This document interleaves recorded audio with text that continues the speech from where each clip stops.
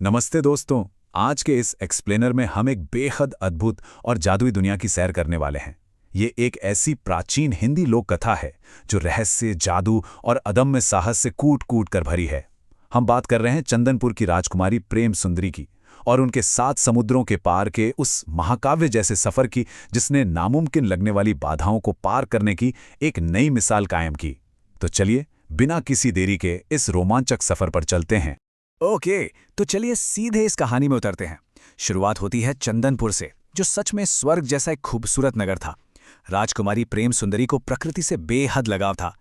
एक दिन जब वे एक घने जंगल में घूम रही थीं, तो उनका सामना अचानक एक अजनबी से हुआ। लेकिन अजीब बात यह थी कि वो अजनबी राजकुमारी को देखते ही बुरी तरह डर गया और वहां से भाग निकला। इस घटना ने राजकुमारी के मन में एक अजीब सी उलझन पैदा कर दी। और आपको पता है, ठीक उसी रात से उन्हें एक रहस्यमयी सपना आने लगा। सपने में वो 7 समुद्र पार एक अनजान लेकिन बेहद खूबसूरत नगर में होती, जहां उनका विवाह एक तेजस्वी राजकुमार से होने वाला होता। लेकिन हर बार विवाह संपन्न होने से ठीक पहले उनकी नींद टूट जाती। इस अधूरे सपने ने उन्हें इतना बेचैन कर दिया कि उन्होंने रातों रात अपना आलीशान शहर छोड़ने का एक बहुत ही साहसिक फैसला कर लिया। अब सोचिए, घर से निकलने के बाद पहले ही समुद्र पर क्या होता है। अपने अटूट साहस के बल पर उन्होंने उसे पार तो कर लिया, लेकिन दूसरे छोर पर जो नज़ारा था वो किसी बुरे सपने से कम नहीं था। पूरा किनारा हजारों फुंकारते हुए सांपों से भरा हुआ था। इतना भयानक दृश्य देखकर किसी का भी दिल दहल जाए। राजकुमारी भी वहीं बेहोश हो गई। लेकिन जब उनकी आंख खुली तो हैरान करने वाली बात यह थी कि वो शुद्ध सोने से बनी एक अद्भुत गुफा में थी। वहां उनकी मुलाकात नागराज से हुई, जो सांपों के राजा हैं। राजकुमारी की पूरी कहानी और उनका दृढ़ निश्चय सुनकर नागराज बेहद प्रभावित हुए और उन्होंने राजकुमारी की मदद करने का फैसला कर लिया। अब यहाँ इस हिस्से में जो सबसे दिलचस्प बात है वो ये है कि नागराज ने राजकुमारी को खाली हाथ बिल्कुल विदा नहीं किया। उन्होंने 2 बेहद दुर्लभ चीजें भेंट की। पहला, एक दिव्य विष जो बड़े से बड़े दुश्मन को शांत कर सकता था और काले जादू को काट सकता था। और दूसरी, एक चमकती हुई सुनहरी तलवार जो भ्रम को तोड़ने और एक अभेद्य सुरक्षा कवच बनाने की ताकत रखती थी। कहानी में इन दोनों उपहारों की भूमिका बिल्कुल चेखोव की बंदूक जैसी है। यानी शुरुआत में मिली ये चीजें सिर्फ दिखाने के लिए नहीं है, आगे जाकर हर जानलेवा खतरे से बचने के लिए ये बिल्कुल अचूक हथियार साबित होने वाली हैं। तो चलिए अब देखते हैं कि यह सफर आगे कितना इंटेंस हो जाता है। पहले समुद्र को पार करने के बाद यात्रा की गति और खतरे दोनों तेजी से बढ़ने लगते हैं। हर नया समुद्र एक बिल्कुल नई और अनोखी चुनौती लेकर आता है, नन्हे इंसानों की बस्ती से लेकर उबलते हुए लावे और जमे हुए समय तक। सच कहूं तो यह सफर सांस तक नहीं लेने देता।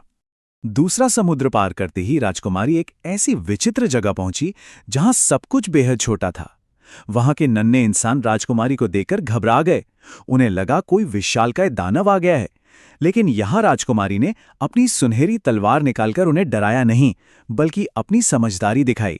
उन्होंने उन नन्हे लोगों से बड़ी शालीनता से बात की, उनका विश्वास जीता, रात भर वहां सुरक्षित रुकीं और अगली सुबह शांति से अपनी यात्रा पर आगे बढ़ गईं। लेकिन तीसरा समुद्र, उफ, ये बिल्कुल अलग था। ये नीलम जैसा नीला, दर्पण की तरह पारदर्शी और बिल्कुल शांत था। पर ध्यान रहे, ये शांति एक बहुत बड़ा धोखा थी। इस पानी के नीचे तैरती जलपरियां बेहद मधुर संगीत गा रही थीं। ये असल में एक जादुई सम्मोहन था, जिसका इकलौता मकसद राहगीरों को हमेशा हमेशा के लिए गहरी नींद में सुला देना था। राजकुमारी भी उस सम्मोहन में फंसने ही वाली थी। लेकिन तभी नागराज की दी हुई वो सुनहरी तलवार तेजी से कांपने लगी। उसमें से एक अंधा कर देने वाली रोशनी निकली, जिसने पल भर में उस सम्मोहन को चकनाचूर कर दिया। चौथा समुद्र तो एक बिल्कुल ही अलग दुनिया थी। गुलाबी पानी और हवा में तैरते बादलों के महल। यहां राजकुमारी को फिर से वही अजनबी दिखा जो जंगल में उनसे डरकर भाग गया था। लेकिन इस बार राजकुमारी पूरी तरह तैयार थीं। उन्होंने नागराज के दिए हुए दिव्य विष की खुशबू हवा में फैला दी, जिससे वो अजनबी वहीं रुक गया।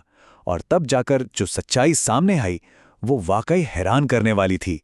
वो इंसान कोई कायर नहीं था, बल्कि उसके छोटे छोटे पंख थे। वो एक रक्षक दूत था जो असल में राजकुमारी को एक दुष्ट जादूगर से बचाने की कोशिश कर रहा था। उस रक्षक दूत ने राजकुमारी को बताया कि जिस नगर का वो सपना देखती हैं वो असल में एक काले जादूगर के कब्जे में है, और सपने वाला राजकुमार कोई और नहीं बल्कि उसका कैदी है। ये जानकर राजकुमारी का इरादा और पक्का हो गया। दूत ने उनकी मदद के लिए एक विशाल जादुई शंख प्रकट किया। ये कोई आम शंख नहीं था, बल्कि ये 5वें समुद्र के भयानक प्रकोप से बचने के लिए उनकी एकमात्र सुरक्षित सवारी थी। और यकीन मानिए, इस शंख की जरूरत उन्हें तुरंत पड़ने वाली थी, क्योंकि 5वां समुद्र पानी का था ही नहीं, वो खौलते हुए लावे का समुद्र था। लहरें आग की लपटों की तरह आसमान छू रही थीं। गर्मी इतनी भयानक थी कि शंख का जादुई कवच भी पिघलने लगा था। तभी आसमान से बिजली की गति से एक अग्नि पक्षी उतरा, जिसने एक नन्हे बालक का रूप ले लिया। उसने तुरंत राजकुमारी की सुनहरी तलवार को छुआ, जिससे तलवार चमत्कारी रूप से अपग्रेड हो गई और उसके चारों ओर एक ऐसी जादुई ढाल बन गई जिसे दुनिया की कोई आग नहीं जला सकती थी। इसी ढाल के सहारे वो उबलते हुए लावे को चीरते हुए सुरक्षित पार कर गईं। 5वें समुद्र की उस भीषण और जानलेवा गर्मी के बाद 6ठा समुद्र एकदम विपरीत था। यहां बर्फ जैसा जमा हुआ पानी था और एक डरावना सन्नाटा। सब कुछ जम गया था, समय जैसे रुक सा गया था। इस भयानक सन्नाटे में अचानक राजकुमारी को अपने पिता की रोती हुई आवाज सुनाई दी। उन्हें अपना महल दिखा। पिता पुकार रहे थे कि लौट आओ। राजकुमारी का दिल टूट गया। उनके कदम पीछे हटने लगे, लेकिन ये एक जानलेवा मायाजाल था। इस समुद्र का असली मकसद इंसान को उसकी सबसे कमजोर भावनाओं में फंसाकर उसे हमेशा के लिए पत्थर में बदल देना था। ठीक उसी वक्त उनकी तलवार की गर्मी ने उन्हें इस भ्रम से झकझोर कर जगाया। अपनी भावनाओं पर काबू पाते हुए राजकुमारी ने अपनी उस गर्म सुनहरी तलवार को पूरी ताकत से उस जमी हुई बर्फ पर दे मारा। एक भारी धमाका हुआ, बर्फ टूट गई, मायाजाल बिखर गया और थमा हुआ समय फिर से चलने लगा।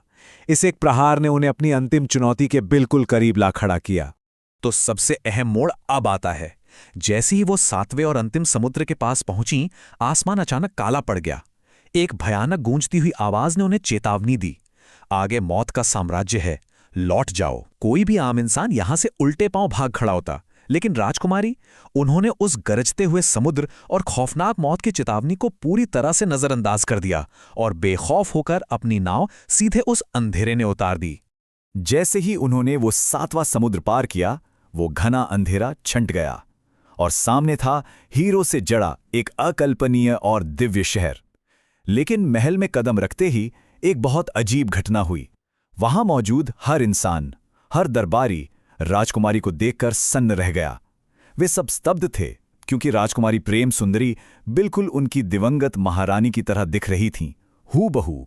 इस बड़े रहस्य पर से पर्दा उठाया एक बेहद वृद्ध मंत्री ने, जिसकी आंखों में आंसू थे। असल में प्रेम सुंदरी की मां ही इस नगर की असली रानी थी। जब दुष्ट जादूगर ने राज्य पर हमला किया था, तो रानी ने अपनी बेटी को बचाने के लिए उसे 7 समुद्र पार चंदनपुर भेज दिया था। और जिस राजकुमार को वो सपने में देखती थी, वो कोई और नहीं बल्कि उनका अपना ममेरा भाई था, जिसे जादूगर ने कैद कर रखा था। यानी प्रेम सुंदरी ही इस जादुई राज्य की असली उत्तराधिकारी थी। तभी अचानक महल का आंगन काली राख के एक बवंडर से भर गया। वो दुष्ट जादूगर प्रकट हुआ। उसने राजकुमारी का मजाक उड़ाते हुए कहा, जिस मां ने तुम्हें दूर भेजा था, वो तुम्हें नहीं बचा सकी, तो तुम मेरा मुकाबला कैसे करोगी? तनाव अपने चरम सीमा पर था।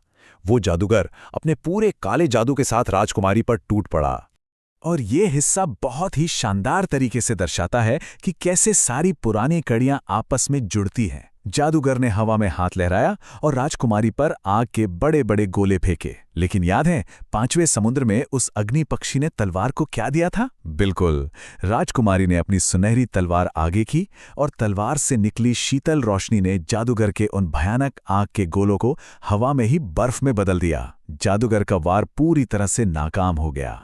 जब जादूगर ने देखा कि उसकी आग काम नहीं कर रही है, तो उसने एक बेहद खौफनाक रूप ले लिया। वो खुद को काले घने धुएं से बने एक विशाल राक्षस में बदल गया। वो धुआं पूरे माहौल को निगलने के लिए आगे बढ़ा। ये एक ऐसा रूप था जिसे किसी भी आम हथियार से काटा या मारा नहीं जा सकता था। अब समय आ गया था उस चेखोव की बंदूक के आखिरी वार का। राजकुमारी ने नागराज द्वारा दिए गए उस दिव्य विष की एक बूंद अपनी तलवार पर गिराई। बिना एक भी पल गंवाए राजकुमारी ने सीधे उस काले धुएं के राक्षस के बीच छलांग लगा दी। विष से बुझी हुई वो सुनहरी तलवार सीधा उस काले जादूगर के धुएं वाले दिल के आर पार हो गई। जैसे ही तलवार दिल के आर पार हुई, एक तेज धमाका हुआ।